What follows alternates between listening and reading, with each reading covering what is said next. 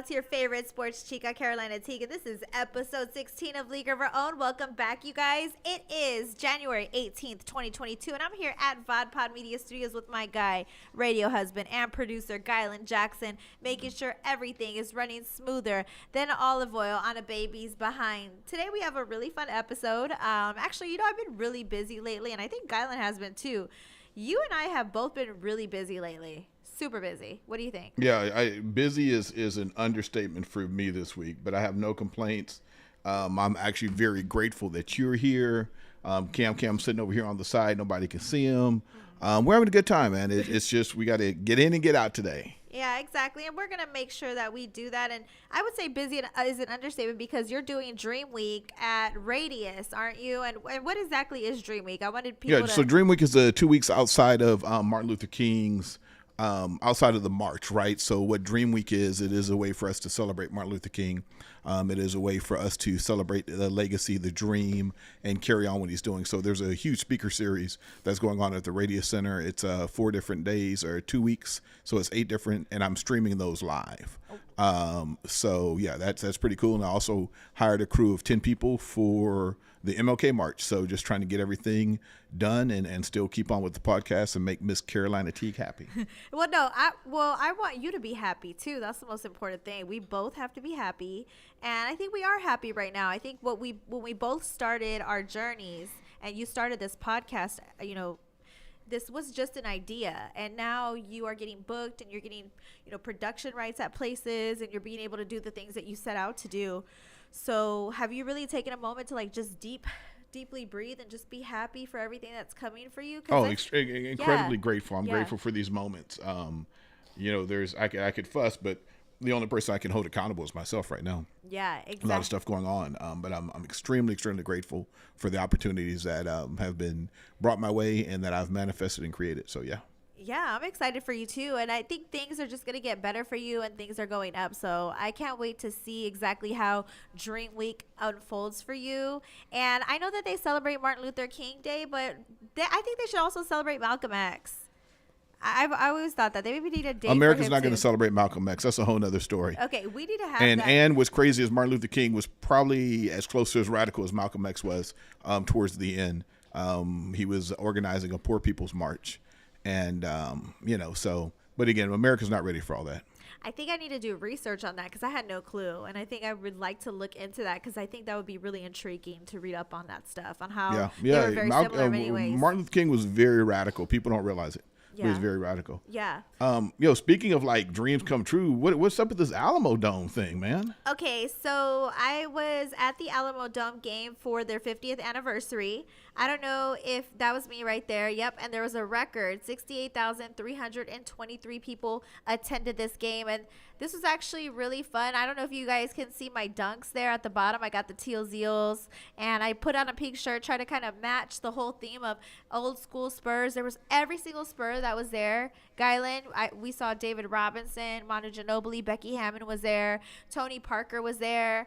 And I actually asked Sean Elliott his top 4 Mount Rushmore Spurs players of all time. I was able to walk up to him and get that information from him. And he gave me some cool insight as to who his personal top 4 Mount Rushmores of Spurs players. But the most embarrassing thing happened to me at the Alamodome. And I really want to tell everybody the story. I haven't told you, Gylan, what happened. So I hope that I mean, it's a kind of an interesting story. So...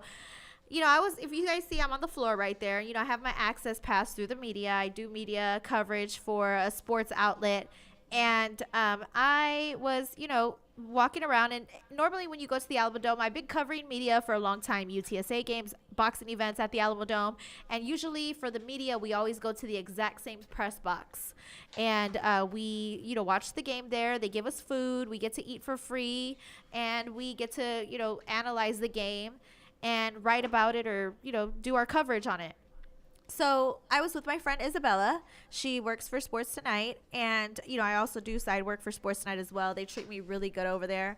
And I went to the press box with Isabella. We're like, hey, let's go to the press box. And normally when you're media, you get access to everything. They never stop you anywhere. They never tell you, hey, you can't come in here. When you're media, you pretty much have access to everything. So we went to our standard press box, and on our way in, this lady gets up and she stops us and she's like, excuse me. She's like, where's your wristband? And we were like, wristband? We're media. Why do we need a wristband? They're like, no, you need a wristband because you guys, why do you guys need to be here? We're like, well, we're in media. We need a wristband. So, we kind of were like, didn't understand why we needed a wristband because we had a media pass. She hands us the wristband and then we walk into the press box. Once we walk into the press box, we see RJ Marquez from KSAT 12. He has a big plate of food, because we were starving. And we went to go get the food, and he had a huge plate of food. And he was like, hey, guys, how's everything going? We were like, hey, RJ, what's going on? Let's get our food. So we walk to the back. We get our food. I got turkey, brisket, a whole thing of green beans, and some sweet potatoes. And we sat down in the press box, and we tore up this food. Me and Bella were starving. We were really, really hungry. And then they had an open bar. And we were like, wow, because normally media food's really not that great. And they don't have open bars. We can't drink, nothing. So we're like, wow, they have an open bar. They have all this great food. And then we were sitting in the press box. There's TV cameras set up in front of us. And we're looking around and we see people kind of cheering. And there was media from all over the country. ESPN was there, all this. So there were media folks we didn't recognize. And me and Bella looked at each other and we were like, hey, we don't really recognize these people. Who are they? But they were kind of cheering a little bit. We were like, why is media cheering? That's not normal. You're not supposed to cheer when you're in media. So whatever. Anyways, we got hungry again. It was about to be halftime. And usually at halftime, they give you popcorn in media during halftime. So we turned around and we had, popcorn.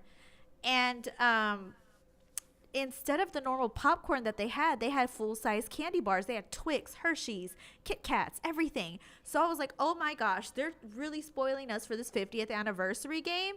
So I'm going to take as many full-size candy bars as I can. And I collected all the Kit Kats, all the Hershey's, everything. I had like at least 8 full-size candy bars along with the popcorn. Walked downstairs, dropped some candy off to my friends, came back upstairs. Isabella had multiple cookies, and we had got to get full-size sodas and things like that. So we were excited, to be there. And Isabella was like, hey, girl, she was like, ask these people to the left, what media outlet are they from? Because we don't recognize any of these people. And I was like, okay. So I asked the guy to my left. I was like, excuse me. I was like, what part of the media are you guys from? And he was like, this isn't media. This isn't the media outlet. This is a private Christmas party for Warriors employees. And we were like, oh, okay. So by the way, we had a butler too. The butler was bringing us stuff. So they were like, we got catering. We had butler service. We have an open bar. And they were basically like, we're not supposed to be there. And so y'all jacked a Warriors party is what you're saying, Carolina? We crashed a Warriors You Christmas crashed party. a Warriors party. They didn't have a butler there, by the way. It was a service, not okay, a butler. I'm sorry, service. But I mean, the server was bringing me my drinks. He was like, do you need, here you go. We're like, wow, they're really, rolling out the red carpet for media this week. But no, we were at a Warriors Christmas party. They had exclusive catering. They had candy bars for everybody, an open bar. And to my right was Aisha Curry at the open bar once they pointed it out to us. So yeah, it was. Yeah, media never has an open bar, Carolina. I know, but I was like, I thought they were rolling out the red carpet for the 50th anniversary. Why would the media ever? As you're working. Well, no, we weren't drinking, but we weren't going to drink, but we saw the bar. So we were like, oh. I know, but why would there be an open bar for the media? Well, we thought it was because it was the 50th anniversary, so we thought they were being special towards us. So oh, Lord. We felt so embarrassed that we were crashing the Warriors Christmas party. So, yeah, everybody was Warriors employees. Of the people that we asked, they worked for Steph Curry.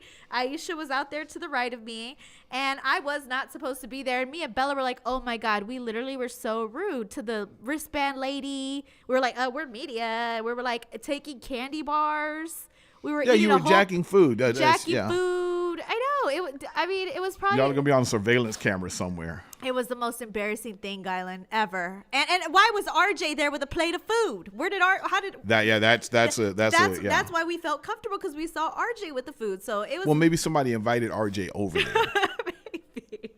All right. Well, listen, that was actually not a bad story. I was a little skeptical. Not a bad story at all. Isn't it embarrassing? 10 out of 10. Like, I mean, that's got to be top 5 most embarrassing moments. Like No, not really. No.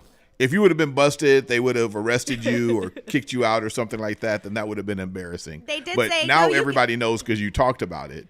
Yeah. Yeah. They You did need to say- tag Aisha Curry in this because they were probably like, who's that little Mexican woman over there? Well, they were like, it's okay. You guys can sit there and finish, your popcorn or whatever.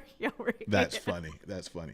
All right. Well, I need you to put on a different hat because we got only a couple of more minutes on this podcast. All right. Let's get it. Let's All get right. to it. It's a So- short podcast.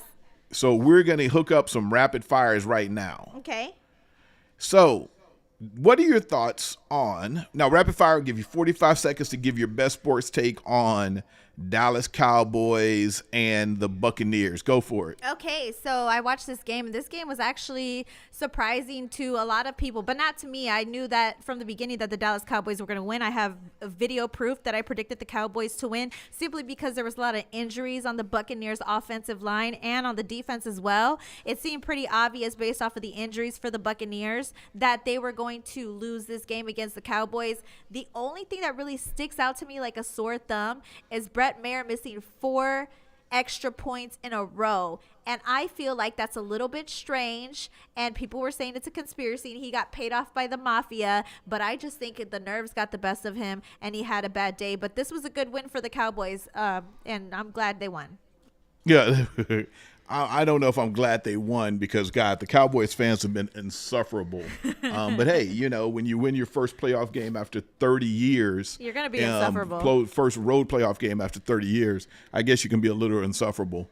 All right, next up, we got Cowboys versus the 49ers coming through. 45 seconds. What you got? This one's going to be a tough one for me, but I'm going to have to roll with the San Francisco 49ers to beat the Dallas Cowboys, and not because I'm a Cowboys hater. It's just simply based off facts. Cowboys have one of the worst rush defenses in the NFL, and the 49ers are great on rush offense. And also, Brock Purdy has been doing a successful job being a backup quarterback for the San Francisco 49ers. The San Francisco 49ers have proven that they have that type of team that you could just really next man up works for them, and they have a very, very incredible defense as well. And my prediction is San Francisco could possibly take it all the way to the top, maybe even the Super Bowl. So you got to give me the Brock 49ers. Purdy in the middle of the year. Yeah. Well, listen, we got a special shout out. Let's see if this is going to work. You'll notice this guy's face.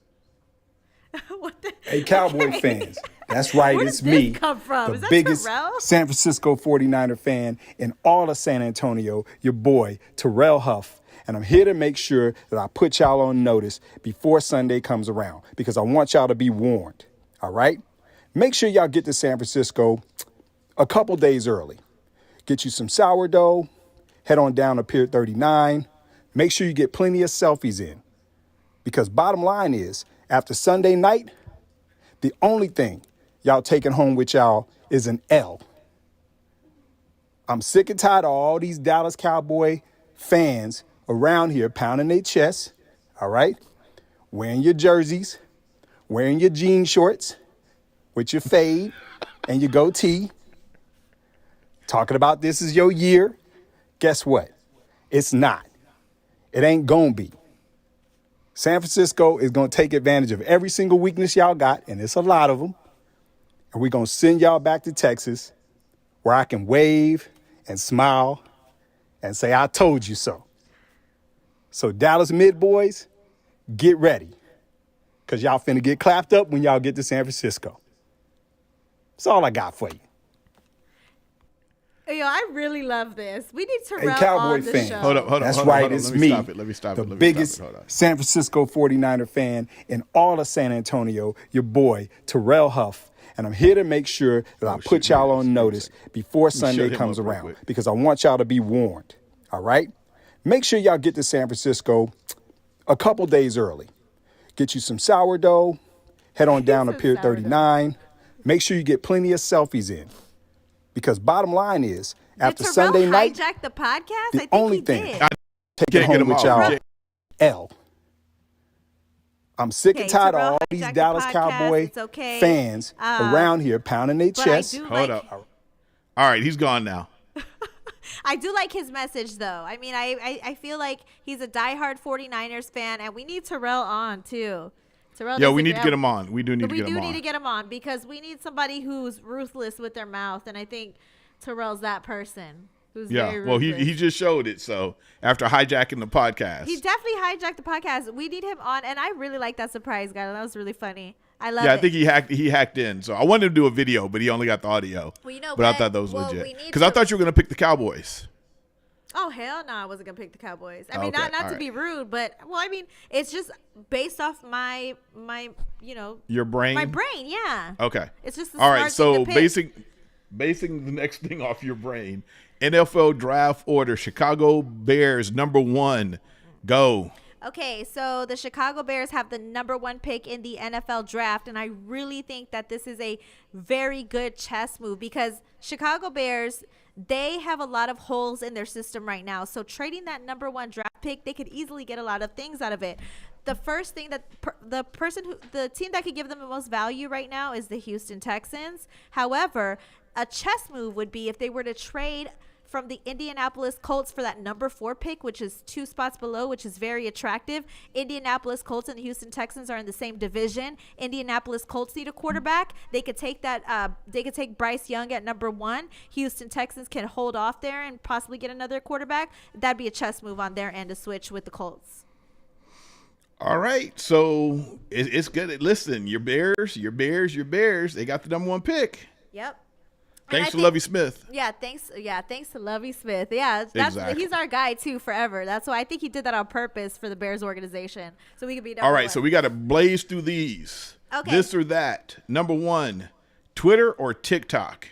I'm starting to fall in love with TikTok. Give me TikTok, Guyland. I thank you for that because TikTok is. Told you. I'm all about TikTok now. Give me TikTok. Told you. Yeah. All right. NFL or NBA draft, which one is more fun? And NFL draft for sure. I like it way more. It's more fun. I like the NBA draft because of the fashion. Oh yeah, the fashion is really Yeah. great for the NBA, but NFL I feel like it's more of an event, and that's why I like it better. All right, cool. And last but not least, verde or mole enchiladas? Oh, why do you do this to me? Mole enchiladas. I don't really like mole, but those enchiladas right there, the red ones to my right, those look really good. That's mole. I would eat that. But I'm a huge fan of enchiladas verdes. So give me enchiladas verdes all day long. By the way, Guyland, I need to make you a bomb green salsa. Bring it over here so you can try it. I won't make it spicy for you because I know you don't like spicy food. But I think if you eat these enchiladas verdes that I make, you're already in love with me as your radio wife. I think you would fall in Right. love with me a whole lot more. Okay. Then I'm waiting. Where my food at? I know. Where my I've been food saying at? I'm going to cook for you and I haven't. Don't talk about it. Be about it. Well, I want to get out of here because Guyland has a busy week, and I'm very proud of you, Guyland, for, just all the accomplishments Thank you. We can talk about that off air. I love you. Okay, love you. Bye.